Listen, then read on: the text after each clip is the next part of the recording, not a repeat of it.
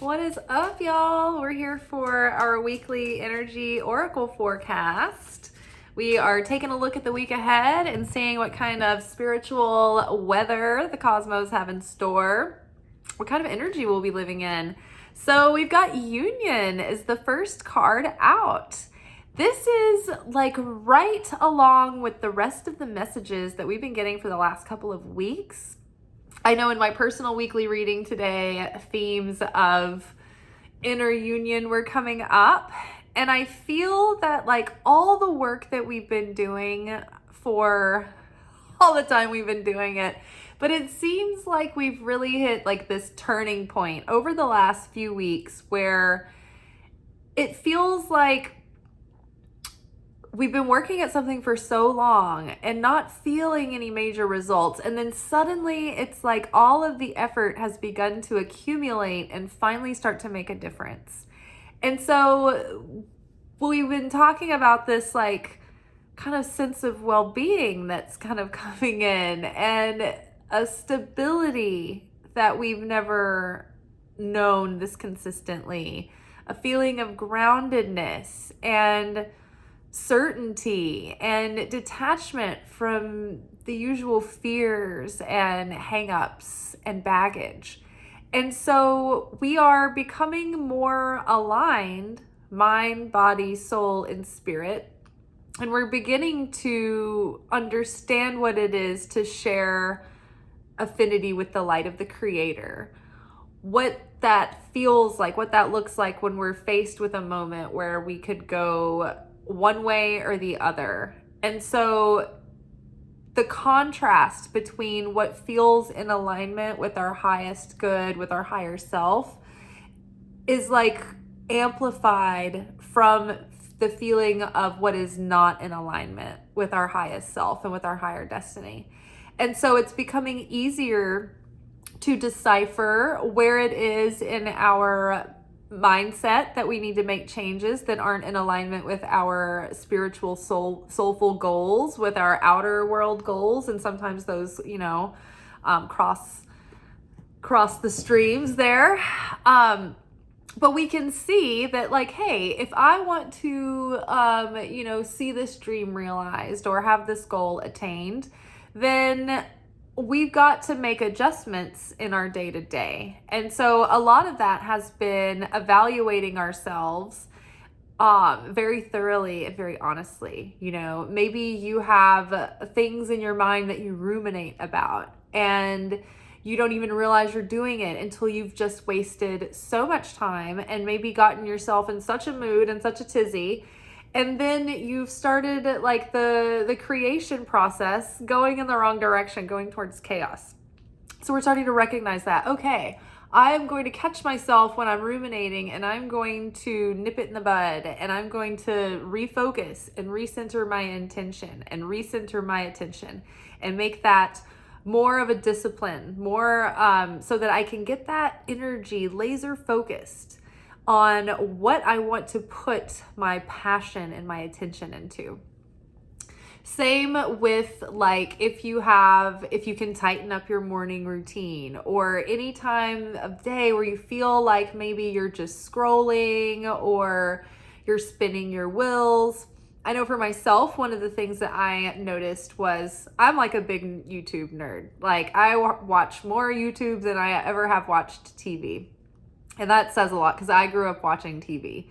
I don't usually do like TV during the day anymore. I don't watch it as much. I have like my specific shows that I watch at night, but I'm a YouTube nerd and I can burn a lot of time being like, oh, I feel like watching a video. And it's just sort of like you feel like, when you feel like a snack, you're just like, it's kind of like that. And I have realized, okay, if I don't have a specific person's video that has come out that I want to watch, then there is no need for me to think, oh, I just want to burn another 10 minutes in some kind of whatever because I'm avoiding or procrastinating. So that is like little things like that where you're like, okay, instead of finding another video to occupy my, antsiness, pick up the project that you've been avoiding and sit with it for 10 minutes 20 minutes, right? Sometimes we put something off because we think that it's not worth trying to make an effort because we don't have enough time, or it's not going to be perfect, or we'll give a real deep effort when we have this resource or that resource. But as we keep pushing it away, we're just pushing our goal further away. Whereas if we do little things incrementally, it really adds up over time. For example, I did the calculations, and so you guys, if you've been with me for a minute, you know that my air conditioner has been putting out like 88% humidity into the air, and so I've been living with like a constant dehumidifier running, and I have to empty this bucket like 2 to 3 times a day, and it is like a huge bucket. I can't remember how many liters it is, but I looked on the machine to find out exactly what the measurement was. And I did the calculations, and based on an assumption that I only even use my air conditioner 6 months out of the year, which is conservative, I have moved bucket by bucket 11,000 gallons of water out of the air of my house and tossed the water either out into the yard or down the drain. So I have moved a half of a swimming pool, one bucket at a time, over the last couple of years. So think about that, it's weird how much can get done when you can just put a little bit of consistent effort in daily, right? And I am the worst about this too, because I want to publish my straightforward oracle deck, my custom deck that I use during all the new moon and full moon readings. It is such an amazing deck that it is like, I think it should be the new standard go-to like clarification deck. It's that good. I need to get this thing typed in to the El Computadora so I can get this up on Amazon and self-publishing so I can get it out there. And it's one of those things where I could probably knock out a couple of cards a day, more than that if I had blocks of time, but I do the same thing. I'm like, oh, I don't have enough time. I should just do something else instead. And so that goal keeps getting pushed off. And then you start to feel dissatisfied with yourself because you realize that your journal, me and my friend were talking about this the other day, is full of the same entry. And your manifestation list is like the same year after year after year. So when we become more in union, mind, body, soul, and spirit, it's like we're having this awakening where we can see the ways that we are out of alignment from our true goals, from the things that are going to bring us deep fulfillment and lasting value that sustains and maybe even grows and perpetuates more value. So realizing those things and starting to take actions and make choices that are truly reflective of our soul and where our soul is calling us and where our soul is leading us. And so we are realizing that through plugging into source, to creator, to God, to making that connection on a daily basis, that's what's giving us the nourishment. That's what's giving us provision, protection, focus, energy. And so that is what is building a sense of certainty and stability and optimism and an inner sense of serenity that's starting to grow into maybe even a state of fulfillment. And so that is like that union inside with the creator. In the Gospels, particularly the Gnostic Gospels, they use this image of resting in the bridal chamber. They are always talking about the bridegroom and in the bridal chamber and having rest in the bridal chamber. The bridal chamber is the deepest part of the heart and soul where we can connect with God directly, personally, as the vessel, light and vessel, right? And in that connection is where we find rest and inner peace and bliss and fulfillment. But it's when we are united in union. And then it's from that place, from that inner union, that we can come into union with the things in our material lives that we are reaching for, the love life that we aspire to, the progression in our expertise or our studies or our field of, I said expertise, but your craft, your dream, right? So very, very great card to have coming out. Inner union of mind, body, and spirit. Inner balance and union of the inner masculine and the inner feminine qualities coming into balance. And this could potentially lead to an outer union or a deepening of an existing union, because so many times what's going on the inside, on the intrinsic realm, is going to be mirrored or materialized in the extrinsic realm. Okay, so what else do we need to know about this week? What does this week bring us? Ooh, apathy. So I think that we're not going to, like, we might feel a little bit of apathy, but I think what's really happening here is that we're going to see our apathy very clearly, and where it has held us back and slowed us down and thwarted our progress. And so I feel like the stronger energy here is union. It's elevation, it's awakening, right? But we're awakening to, oh my gosh, I see how apathy has been toxic for me. And I'm so glad that I can see that now. I'm so glad that it's come to my attention, because now I can see where I need to aim my growth, aim that healing, aim that discipline. And with apathy, it's like you just have to sort of make yourself, push yourself through it, right? It's not like you just suddenly just feel excitement one day. You can't wait for something outside of you to motivate you. You have to start building that slow burn from within. So it's one of those things that's sort of like working out. If you don't work out and you're like, I need to start working out, it's like the most horrible thing on earth. It's like torture. You want to avoid it. You don't feel like doing it. And it's basically like people keep like telling you, like, you just have to make yourself do it. And then you're not going to feel like it at first. You just have to make yourself, but then it'll actually start to feel good and you'll not like to not work out. It's the same. It's like pushing yourself through that procrastination, that apathy, that blasé, or that depression. Maybe it's like a low level depression where you're just like, I can't get motivated to get started. And it's like, it's going to be something that you just have to determine within yourself to do and make yourself do it. All right. And I think too that a lot of times apathy comes from a mindset of despair. It's like, oh, why make this futile effort when it's not going to make a difference anyway? Nothing's going to change. Like, if you feel like nothing's ever going to change, then it's like you don't feel like there's any point in making the effort and doing all the hard work or making the investment, right? If you don't think an investment's going to pay off, like, you can't see the good in putting your money away. And that's why a lot of people don't start, because they think that they have to have a ton of money to start with for it to make any difference when you're accruing interest. And so that's why we don't do it. But again, with the bucket example, it's like little by little that interest starts to compound, and you're getting more interest every single month, right? Even if you start off with not that much money, you put it in, you get your first monthly interest payment. That adds to your principal.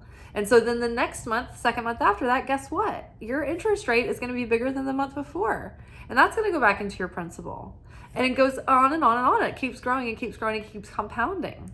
And so again, it's like when we can see the benefit and we can like let that sink in, it's like then we're motivated to do it.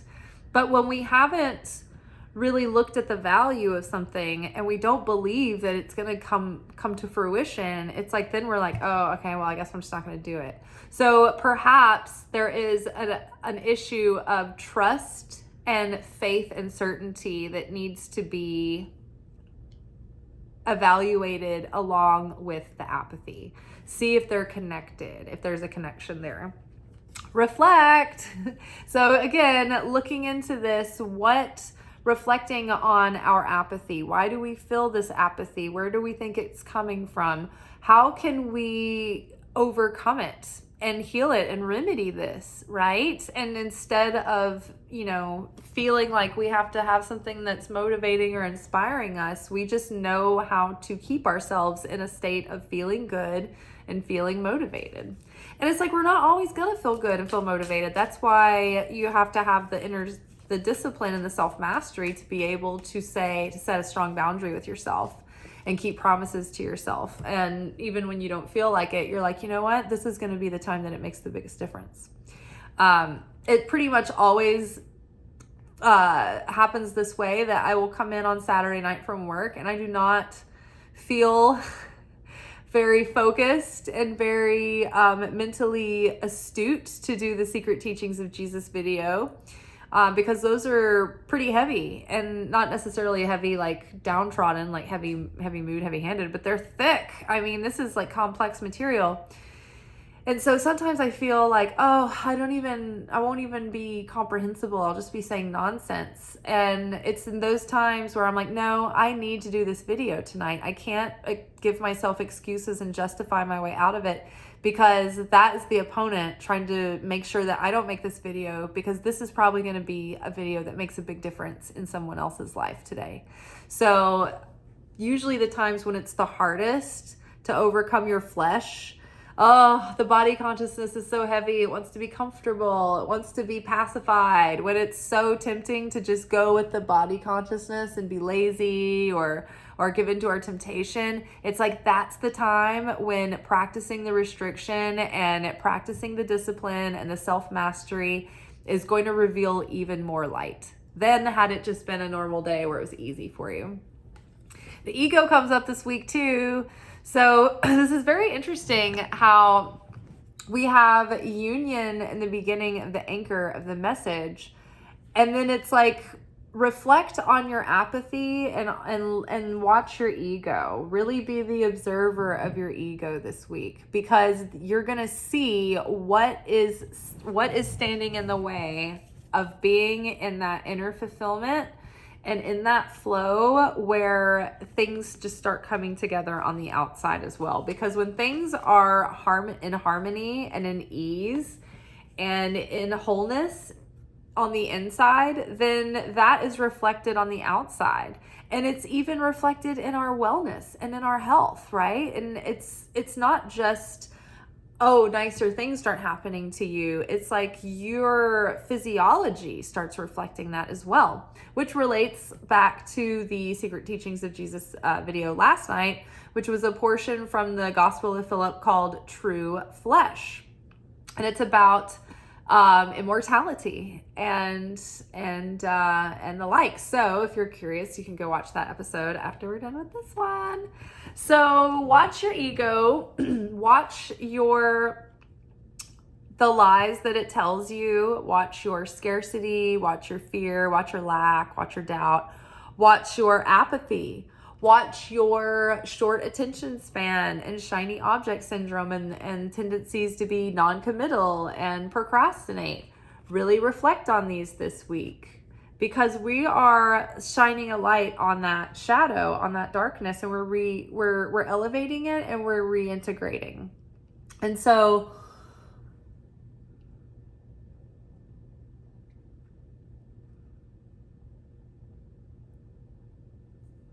I just think that we're going to have a breakthrough that's going to show us the ways that we are not in affinity with the light of the Creator. And some basic ways to sort of evaluate your consciousness as you're observing it in like categorical ways. The Kabbalah does this great. So it kind of breaks consciousness down into these opposing dualities, these opposing pairs. And like one pair of consciousness would be cause consciousness versus effect consciousness. When we have cause consciousness, we share affinity with the light of the Creator. Why do we want to share affinity with the light of the Creator? Because we know that the law of attraction, the law of vibration, means that like attracts like. And so if the Creator, if God is always eternal and unconditional and emanating this love and this creation and this abundance, then it is we, the vessel, that must perfect ourselves to connect with that and share resonance with it. That's when we can, go into under the wing of the Creator and cleave there. We will be in the flow of blessings and ease and protection and provision.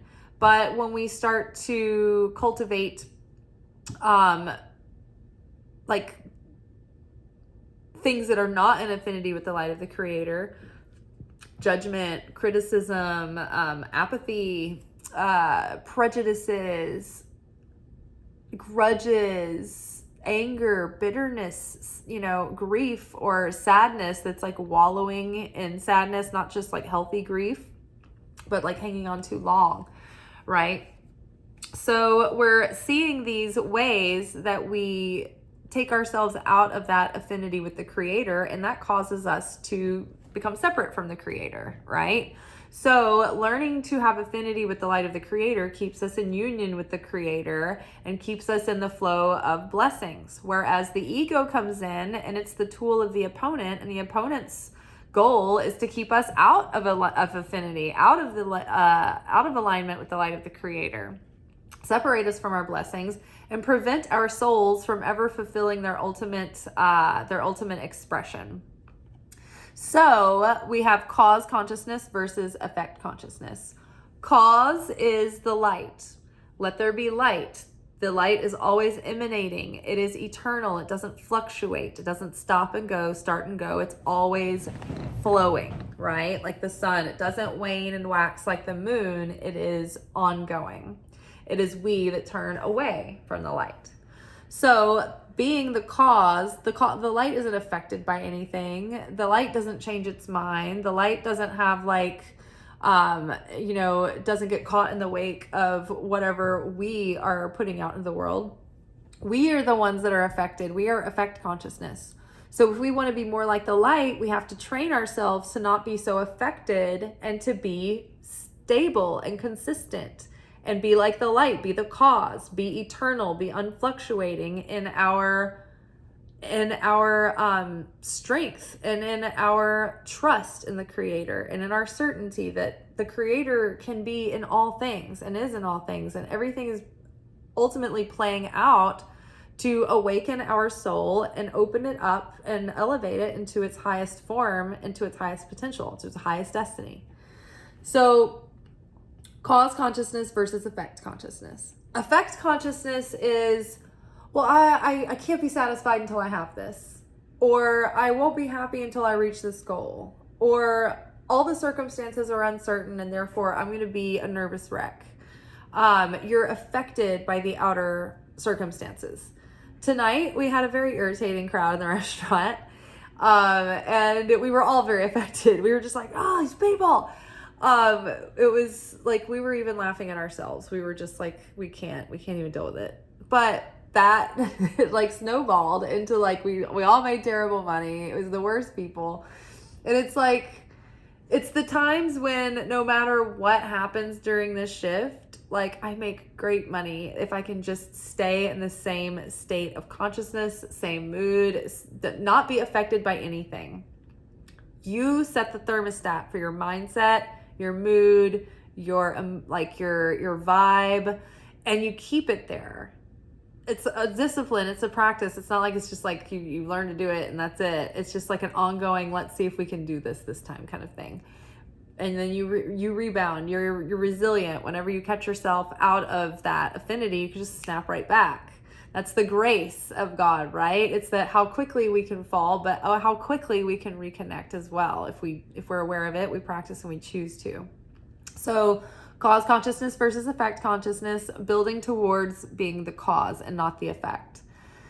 Then there is creator consciousness versus destroyer consciousness. Are you coming into any given situation with the desire to build the thing up or to build someone up or to help something last or sustain or contribute positive, like nurturing energy to a thing? Or are you coming at it from destroyer consciousness, wanting something to break down and break apart, causing division? Same as like we should be cultivating unity wherever we go. Because when we cultivate division or separation, it actually starts to dry up our abundance. It affects our blessing and our abundance.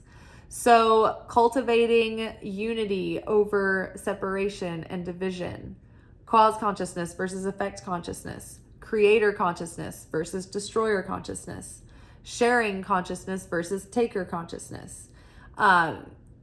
I often give the example with sharing consciousness versus taker consciousness. This is a subtle one that you have to discern. So you're in a meeting, right? Maybe you have this meeting like every morning, and anybody's allowed to contribute to the meeting, but you don't have to. But there's always that one person when you're like, oh, everybody go, it's time to go back to work now and go on with your day and get started and have a good one.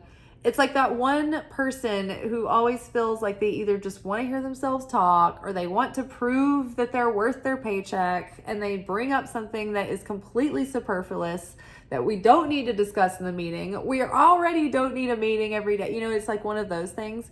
And you're like, why did you have to bring this up? And they think that they're you know, oh, I'm just sharing. Oh, can I share something with you? Oh my God, my asshole tenses up when someone says this. I'm like, immediately I want to be like, no, I can already see where this is going.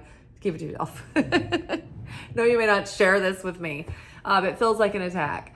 But yeah, is it sharing consciousness or taker consciousness? Because although the person might think that they're sharing in the meeting, they're actually just taking energy from people. And it's like energy vampire, just like sucking everyone dry of their life force. And then they feel apathetic and they don't want to do any work, right? Creator consciousness versus destroyer consciousness. I like to use the plumber as an example. If you're in creator consciousness, then a plumber might think, oh, I want to get involved with a real estate developer so I can put affordable but sustainable plumbing in new homes. Right? And they might get excited about all that contracted work. Whereas plumber number 2, or maybe even the same plumber during the winter months, might think, oh, I can't wait for the pipes to freeze so they burst and I have a whole bunch of jobs where I can go fix people's pipes. So both are scenarios where the plumber is just being a good plumber and he's just trying to have good business. But it's like where are you coming from in your mindset? One thinks of a mortician. Like, how do you navigate that one? Oh, nobody dies today, but then I don't get to pay my bills. Like, I hope we have just enough people die today. Oh, right. So really evaluating your consciousness, evaluating your thoughts when they come up, observing them, trying to become the detached observer so that you don't get sucked in to the emotional like soap opera that, you know, when you start to do that in your mind and you start to have conversations that you're not really having. It's like these imaginary like Oscar winning scenes play out where you're like, and listen here, and I should have said this and you wouldn't have, you know, and you're like in your head. Don't observe all of that, like those thoughts, without getting sucked into the story of like, yeah, and I am not good enough and I will never succeed and it's never gonna change. And then you're like sliding on the wall and you're like, oh my gosh, what's the point of it all? I can't even face the laundry. You know? So we're all there. We've all been there. Up and down, up and down, up and down every day. That's why we're practicing and we're trying to become more consistent. And the more that you can be unfluctuating and unchanging in your certainty, in your vibration, then that makes you the strongest vibrational influence in your surroundings, because everyone else is affected. Everyone else is high, low, oh, I'm off, I'm on, I'm this thing 1 second and that thing the next. And it just depends on what is stimulating my fear or my excitement or my lusts or my taste or whatever it is. It's like, oh, it's affected. But and so their vibration is all over the place. So they're sending out these like choppy frequencies and that aren't a strong signal. But when we are whole and we have shed all the layers that aren't really us, all that noise, then we can be at peace.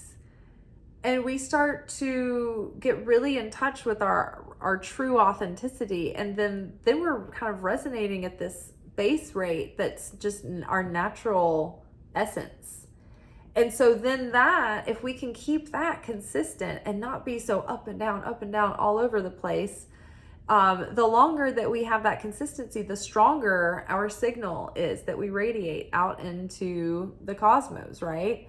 And so that, considered with our magnetism, right? And our magnetism comes from when we don't have such a burdened heart.